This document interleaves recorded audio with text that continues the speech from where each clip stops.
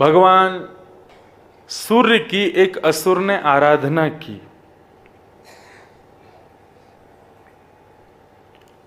आराधना करने पर भगवान सूर्य ने उस असुर को वरदान देने के लिए सूर्य भगवान प्रकट हुए। उस असुर से पूछा, तुम क्या मांगना चाहते हो? तुमने इतनी आराधना की, हमारी तपस्या की, तुमको क्या चाहिए? तो उस असुर ने कहा, मुझे अमर बना दो। सूर्य बोले, क्षमा करना, अमरत्व का वरदान मैं नहीं दे सकता, क्योंकि मैं स्वयं अमर नहीं हूं। माताएं, बहनें, भाई लोग जो भी कथा में आते हैं, बिल्कुल शांति का परिचय दें। तो सूर्य से कहा कि मुझे आप अमर बना दीजिए। सूर्य बोले, मैं स्वयं अमर नहीं हूं। प्रलयकालीन समय जब आता है तब सूर्य का भी प्रलय होता है, ब्रह्मा का भी प्रलय होता है, तो मैं अमर कैसे बनाऊं? उसका नाम महोद्भव, उस राक्षस का नाम। तो कहा कि मुझे अमर बना दो। तो सूर्य ने कहा, अमर नहीं बना सकता, तुम कुछ और मांग लो, जो मांगोगे सो दूंगा, लेकिन अमर नहीं बना सकता। तब उस राक्षस ने वरदान मांगा कि हे भगवान, मुझे ऐसा वरदान दे दो, मुझे बहुत सारे कवच दे दो कि मुझे कोई मार ना सके। तो सूर्य ने उसको सहस्त्र कवच दिए। बड़ी प्रसिद्ध कथा है ये। और सहस्त्र कवच प्राप्त करने के बाद उस राक्षस का नाम ही सहस्त्र कवच हो गया। उसके पास 1000 कवच थे। इसके कवच की विशेषता यह थी कि 1000 वर्ष जब तप करोगे तब तुम में इतना बल आएगा कि तुम सहस्त्र कवच के एक कवच को काट सको। समझ रहे हैं? 1000 वर्ष के तप से व्यक्ति में इतना बल आएगा कि वो सहस्त्र कवच के एक कवच को काट सके। तो सोचो, लाखों वर्ष तप करने के बाद सहस्त्र कवच मरेगा, उसको ऐसा वरदान मिला। अब तो सहस्त्र कवच को, जैसे ही सहस्त्र कवच प्राप्त हुए महोद्भव को, तो उसने देवताओं पर आक्रमण किया, स्वर्ग को अपना बनाने का प्रयास करने लगा। देवताओं पर जाकर के, ऋषि मुनियों को जाकर के उनके यज्ञों को विध्वंस करने लगा। तब देवताओं ने प्रार्थना की भगवान से, और भगवान से जब प्रार्थना की तो भगवान कर्कटे हरुते नक्षत्रे वदरी निलयोद्भवम्। कर्कट मास में देवताओं की आराधना पर इस बद्रिक आश्रम में भगवान का अवतरण हुआ। किस रूप में? नर नारायण। बोलो नर नारायण भगवान की। आप जिनकी तरफ पीठ करके बैठे हो वो है नर, और जिनकी तरफ मुख करके बैठे हो वो है नारायण। ये 2 पर्वत रोज अपने कक्ष से स्नान करके निकल के इनको प्रणाम किया करो। कलयुग के प्रधान देव ये दोनों ही हैं, नर नारायण। तो नर नारायण का प्रादुर्भाव हुआ। नर ने नारायण से पूछा, हे नारायण, हमारा अवतरण क्यों हुआ है? हमने अवतार क्यों लिया? बोले, महोद्भव सहस्त्र कवच को मारने के लिए हम लोग आए हैं। बोले, उसको तो वरदान है कि 1000 वर्ष में जब तपस्या, 1000 वर्ष की तपस्या जब करोगे तब उसका एक कवच कटेगा। उसके पास 1000 कवच है, हम उसको कैसे मारेंगे?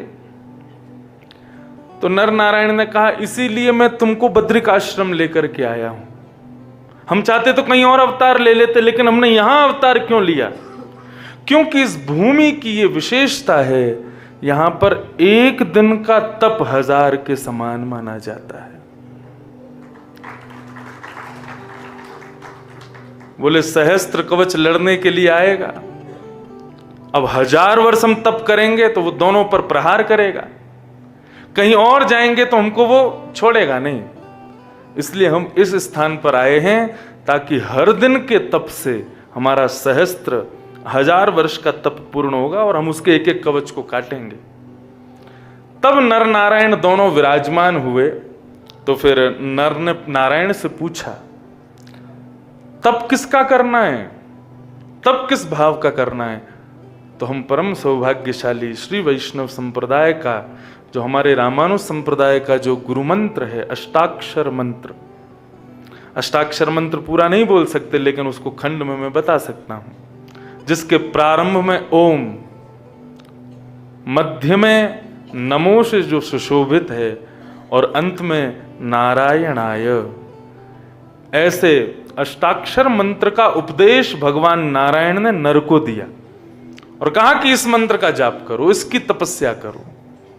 तो ये जो भूमि है, ये हम श्री वैष्णव रामानुज संप्रदाय वालों के गुरु मंत्र का भी प्रादुर्भाव इसी भूमि पर हुआ है। हमारे अष्टाक्षर मंत्र का प्रादुर्भाव हुआ है यहाँ। हम यदि एक माला भी यहां कर लेना अपने अष्टाक्षर मंत्र की, तो वो 100 गुना होती है। इसलिए इस भूमि की बहुत विशेषता है। मैं पहले दिन से ही आपसे कह रहा हूं, कोई गुरु मंत्र हो तुम्हारा, कोई श्लोक तुमको याद हो, उसका नित्य जप करो। चलते फिरते उठते बैठते अनुपचार बातें मत करो किसी से, अपने मनी मन में अपने जिह्वा पर मंत्र का जाप करते रहो। ये साधारण नहीं है बद्रीनाथ, यहां की वायु में नारायण का निवास है। क्यों संत जन सब छोड़ छाड़ करके बद्रीनाथ में रहते हैं, 6-6 महीना यहीं पर तप करते हैं, 6 महीना ही मिलता है, उसके लिए भी सब भागते हैं नीचे से कि हम यहां रहें, यहां रह के ठाकुर जी का स्मरण करें, क्योंकि यहां पर मंत्र का प्रभाव अति उचित होता है। आप लोग बद्रीनाथ मंदिर का दर्शन करने जाते हैं तो वहां पर मंदिर के सब फोटो खिंचवाते हैं। मुख्य द्वार के बाहर भीड़ खड़ी रहती है दर्शनार्थियों की, कम फोटो वालों की ज्यादा। लेकिन आज जाना और जिस सिद्धि से ऊपर चढ़ते हो वहां नीचे एक श्लोक लिखा है, उस श्लोक को पढ़ना। क्या लिखा है? बहुनि संति तीर्थानि दिव्य भूमि रसातले बद्री सदृशं तीर्थम न भूतो न भविष्यति। इस धराधाम पर, इस पृथ्वी पर, और पृथ्वी की नहीं कहूंगा, रसातल से लेकर के और तीनों लोकों तक बद्रीनाथ जैसा तीर्थ नहीं है। क्यों? बोले यहां पर व्यक्ति का किया गया इतना सा भी सत्कर्म, ठाकुर जी उसको मल्टीप्लाई बाय 1000 करते हैं, इतना गुना होकर के वो उसको प्राप्त होता है। बल्कि हमारी इच्छा ठाकुर जी के, हमको कोई पुण्य कमा के कुछ, हम कोई सामान्य वस्तु तो चाहिए नहीं। हम यहाँ नाम जप क्यों कर रहे हैं, हम यहाँ कथा क्यों सुन रहे हैं? हमको ठाकुर जी की प्राप्ति करनी है। तो बंबई, दिल्ली, कलकत्ता आदि हमारे क्षेत्रों में तुम करोगे, उसका तो फल थोड़ा ही, उतना जितना करोगे उतना मिलेगा। लेकिन यहाँ पे जितना हो सके उतना करो। और एक और बात सुन लो, ओम नमो भगवते वासुदेवाय एक बार मंत्र जाप करने का जब मल्टीप्लाई बाय 1000 हो सकता है, तो यदि किसी को तुमने गंदी गाली दी तो वो भी मल्टीप्लाई बाय 1000 हो जाएगी। यहां किसी के प्रति यदि तुमने असद भाव हृदय में रखा तो वो भी मल्टीप्लाई बाय 1000 हो जाएगा। अन्य क्षेत्रे कृतम पापम पुण्य क्षेत्रे विनश्यति। अन्य क्षेत्रों में किए हुए पाप पुण्य क्षेत्रों में नष्ट हो जाते हैं, लेकिन पुण्य क्षेत्रे कृतम पापम वज्रलेपो भविष्यति। वो पत्थर के समान हो जाएगा, उसको कोई नहीं तोड़ सकता। इसलिए मैं पहले दिन से ही सावधान करता जा रहा हूं, बहुत सावधानी का ध्यान रखो। तो नर ने नारायण से कहा कि तुम इस मंत्र का जाप करो। इतने में ही सहस्त्र कवच सामने से आ गया। तो नर युद्ध जब करता है तब नारायण बैठ करके तपस्या करते हैं। एक कवच एक दिन में जैसे ही उसका कटता है, इतने में ही वो दूसरा कवच जैसे ही निकलता है तो वो इतना तेजवान होता है कि नर मूर्छित होकर के गिर जाते हैं।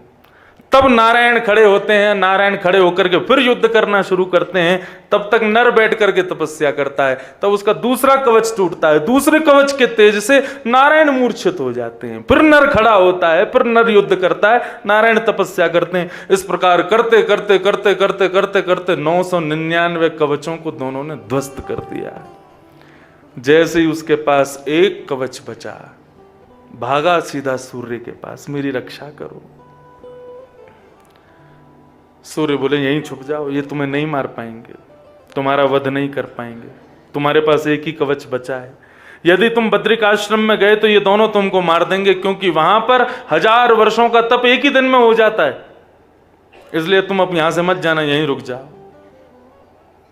लेकिन नर नारायण ने दोनों ने बैठ करके यहां इतना तप किया, इतना तप किया कि वे इतने बलवान हो गए कि अब सहस्त्र कवच के अंतिम कवच को काटने के लिए एक दृष्टि उनकी काफी थी।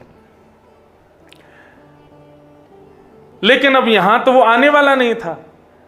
तब उन्हीं सूर्य ने अपने उसी शिष्य को कुंती जी को पुत्र रूप में कर्ण के रूप में दिया। जब कर्ण वही सहस्त्रबाहु बनकर के महाभारत युद्ध में आए तो भगवान कृष्ण ही नारायण रूप और नर ही अर्जुन के रूप में प्रकट हुए। दोनों जब युद्ध करने के लिए गए, भगवान बोले इसके कवच मांगने पड़ेंगे। कर्ण का एक स्वभाव था, ब्राह्मण जो मांगे जब मांगे तब देता था। भगवान एक ब्राह्मण का रूप धारण करके गए। आज कर्ण युद्ध करने के लिए जा रहा था महाभारत युद्ध में, इतने में ही इंद्र ब्राह्मण का रूप धारण करके आ गया।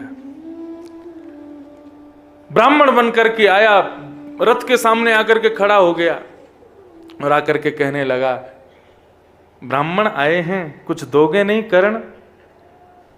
कर्ण के सारथी ने मना किया, बोले कर्ण आप युद्ध के लिए जा रहे हो, अभी ये दान देने लेने का समय नहीं है, मना कर दीजिए आप, क्योंकि मैं जानता हूं ये क्या मांगेगा आपसे। इसलिए भगवान अभी युद्ध का समय है, आप मना कर दो कि मैं कुछ नहीं दूंगा।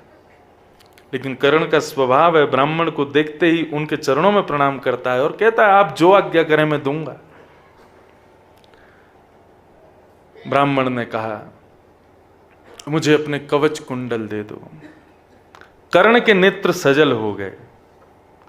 कर्ण साधारण पात्र नहीं है। कर्ण का पूरा जीवन बहुत सुंदर है। महाभारत में प्रत्येक मानव अपने जीवन में 5 अग्नियों को तापता है। ये जीवन में संकट रूपी, जीवन में दुविधाएं रूपी, जीवन में विषमताएं रूपी जो आपके सामने परिस्थितियां आती हैं वो अग्नि के समान हैं। ऐसे जीवन में 5 अग्नियां आती हैं, जब तक उनको नहीं तापोगे तब तक छठवीं अग्नि चिता प्राप्त नहीं होती, और उससे पहले यदि प्राप्त हो गई तो बाकी की अग्नि तापने के लिए तुमको फिर आना पड़ेगा। इसलिए संकट जीवन में आवे तो स्वीकार करो, उसको अग्नि के रूप में, पंचाग्नि के रूप में स्वीकार करो। कर्ण ने भी अपने जीवन में 5 अग्नियों को तापा। उसमें से एक अग्नि ये थी, जब सामने इंद्र खड़ा है ब्राह्मण के रूप में और कह रहा है अपने कवच कुंडल दे दो, तब सारथी चरणों में गिर करके कहता है कर्ण मना कर दो कि अभी मैं युद्ध के लिए जा रहा हूं, मैं नहीं दे सकता। तब कर्ण के नेत्र सजल हो जाते हैं और अपने सारथी से कहता है जरा सामने नजर उठा के देख, हम किससे युद्ध कर रहे हैं?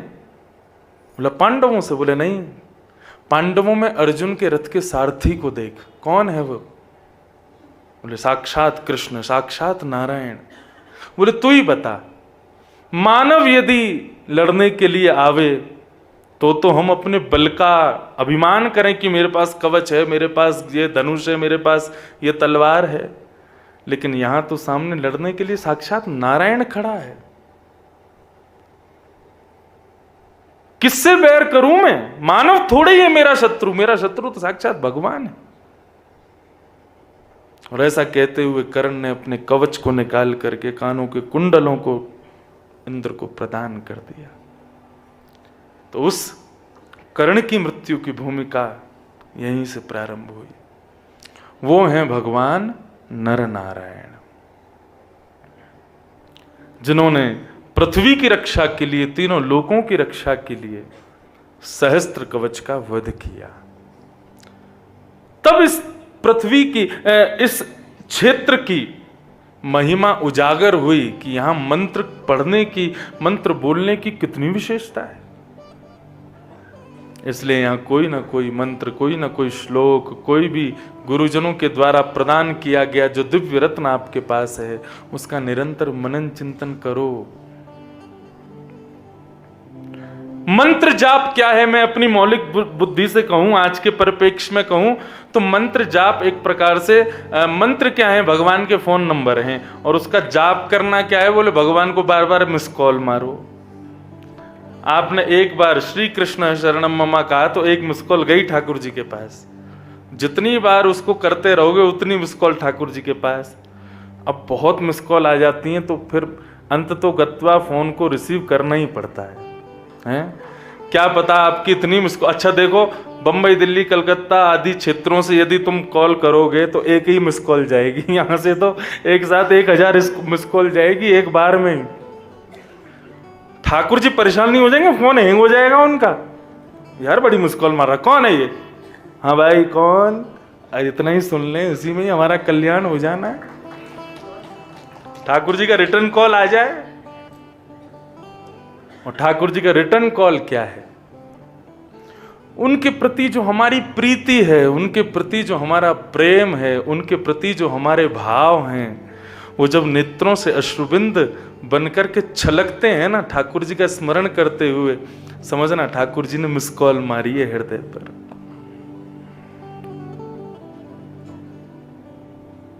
मैं ना एक बालकों की तरह कथा करता हूं तो थोड़ा आप लोग समझ लेना, मैं ज्यादा विद्वानों वाली कथा मेरी कम है। अब करेंगे जब 50-60 के हो जाएंगे, अरे अभी अब छोटी उम्र है तो छोटी छोटी कथा करेंगे, आज के परिप्रेक्ष्य से, आज के नए नए भावों से कथा करेंगे। जब हो जाएंगे 60-70 साल के तब करेंगे गंभीरों वाली कथा। तब सब हमारी कथा में वही लोग आना, लाठी, आंखों पे पड़ेगा जाला, नाक से बहेगा नाला, लाठी से पड़ेगा पाला, तब हम भी ऐसी कथा में आया करेंगे। अभी तो खूब ठाकुर जी ने कृपा कर रखी है तो बढ़िया। देखो आज मेरे मन में एक भाव आया, बद्रीनाथ मुझे हर वर्ष आना है, चाहे कथा करने आऊं, चाहे 3-4 दिन के क्रम के लिए आऊं, कैसे भी आऊं। लेकिन आज मेरे मन में एक भाव आया कि अगले वर्ष से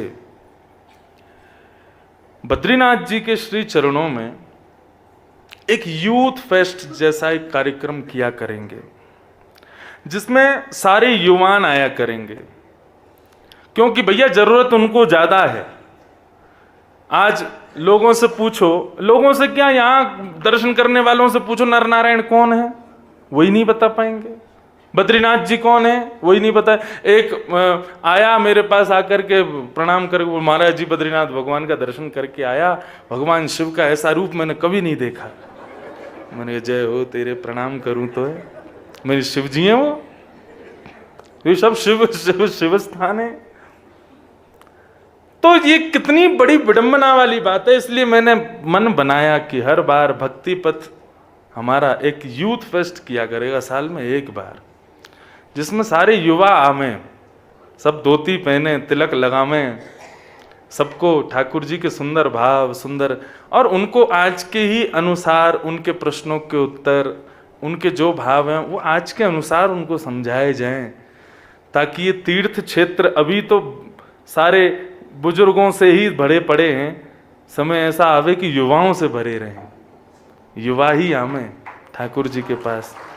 और यदि ये काम हमने नहीं किया तो फिर हम काय बात को व्यासपीठ पर बैठे, कथा करने वाले हजारों लोग हैं, हजारों ठाकुर जी के वक्ता हैं, सब कथा सुनाते, कुछ तो करें आज के युवाओं के लिए। अभी तक सोचता था 5 वर्ष तक तो केवल सीधी सीधी कथा करेंगे, लेकिन अब कुछ बदलाव करना चाहिए, अब कुछ युवाओं के लिए करना चाहिए। आज का युवान बहुत भटक गया है।